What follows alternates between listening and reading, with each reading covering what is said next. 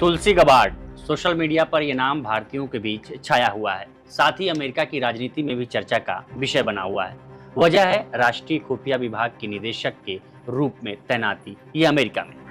ये वही तुलसी गबार्ड हैं जिन्होंने साल 2018 में डोनाल्ड ट्रंप को अरब का कुतिया कहा था।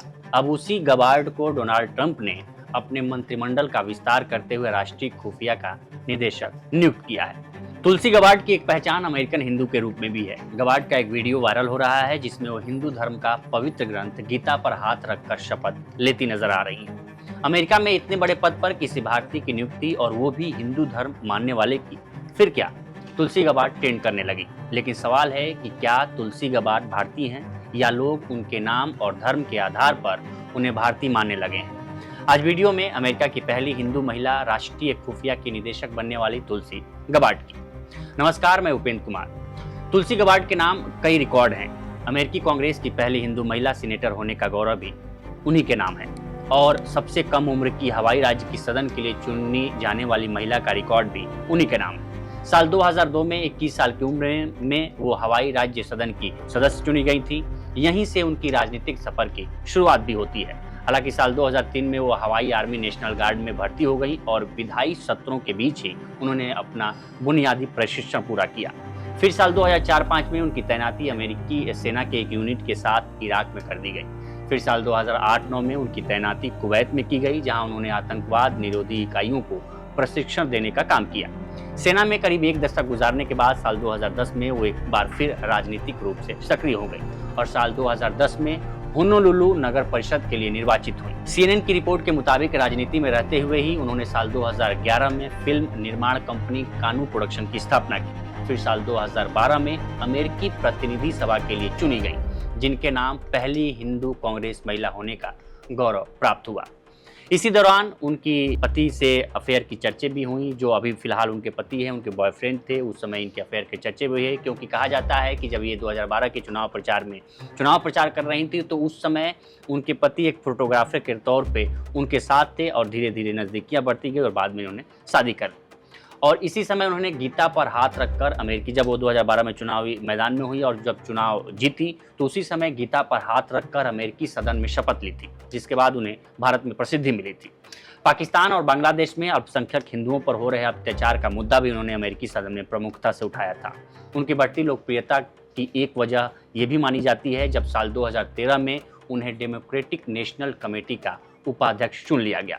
लेकिन साल 2016 में उन्होंने डेमोक्रेटिक पार्टी की तरफ से बर्नी सैंडर्स की राष्ट्रपति पद की उम्मीदवारी का समर्थन करने के लिए अपने पद यानी उपाध्यक्ष पद से इस्तीफा दे दिया था।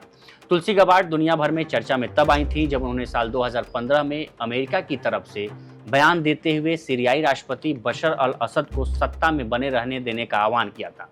उसी वक्त उन्हें हवाई आर्मी नेशनल गार्ड द्वारा कैप्टन से मेजर के पद पर पदोन्नति की गई थी। साल 2016 में सत्ता परिवर्तन के बाद जब डोनाल्ड ट्रंप सत्ता में आए तब उनकी मुलाकात भी चर्चा का विषय बनी रही।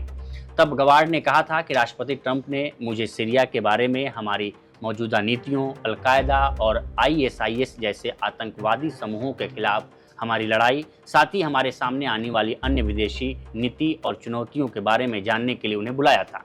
इसके 3 महीने बाद ही जनवरी 2017 में गबार्ड सीरिया दौरे पर चली गईं, जिसकी खूब आलोचना की गई। तब उन्होंने सफाई पेश करते हुए कहा था कि सीरिया की 4 दिवसीय घोषित यात्रा के दौरान मेरी मुलाकात सीरियाई राष्ट्रपति असद से हुई। जब उनसे मिलने का अवसर आया तो मैंने ऐसा किया क्योंकि मुझे लगा कि अगर हम सीरियाई लोगों और उनकी पीड़ा के बारे में वास्तव में परवाह करते हैं तो हमें किसी से भी मिलना चाहिए अगर हम शांति प्राप्त कर सकते हैं। गबार्ड ने कहा था कि उन्हें 2017 में असद के साथ मुलाकात का कोई अफसोस नहीं है। अमेरिकी नेताओं को विदेशी नेताओं से मिलना चाहिए यदि हम शांति की खोज और अपने देश की सुरक्षा के बारे में गंभीर हैं। माना जाता है कि गबार्ड शांति बहाली की समर्थक रही हैं और यही वजह रही कि जब वो डेमोक्रेटिक पार्टी छोड़ी तो उन्होंने आरोप लगाया कि नई डेमोक्रेटिक पार्टी शांति नहीं, युद्ध की समर्थक है। इस चुनाव में डोनाल्ड ट्रंप ने इसका फायदा भी उठाया, जिसको लेकर कहा गया कि इसके पीछे तुलसी गबार्ड का ही दिमाग है।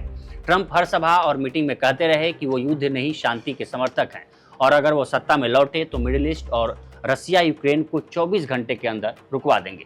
लेकिन एक समय ऐसा भी था जब तुलसी गबार्ड ने डोनाल्ड ट्रंप को अरब की कुतिया कहा था। ये मामला नवंबर 2018 का है जब पत्रकार जमाल खशोगी की हत्या का सऊदी अरब पर आरोप लगा। डोनाल्ड ट्रंप ने इससे पल्ला झाड़ लिया था और सऊदी अरब का समर्थन किया था। इसी बात से नाराज तुलसी गबार्ड ने ट्वीट किया था कि डोनाल्ड ट्रंप अमेरिकी फर्स्ट नहीं बल्कि अरब की कुतियां हैं। तुलसी गबार्ड की एक पहचान हिंदू की भी है, लेकिन वो भारतीय नहीं है। उनकी मां कैरोल गबार्ड शाकाहारी थी और उन्होंने हिंदू धर्म अपना लिया था और उन्होंने अपने बच्चों के नाम भी हिंदू वाले रखे थे, जिसमें तुलसी गबार्ड का भी नाम शामिल था, जिससे लगता है कि वो भारतीय हैं, लेकिन भारत से उनका कोई नाता नहीं है। ये स्टोरी आपको कैसी लगी हमें कमेंट कर सेक्शन में ज़रूर बताएं। बाकी देश दुनिया की तमाम खबरों के लिए बने रहें लोकमत हिंदी के साथ। नमस्कार।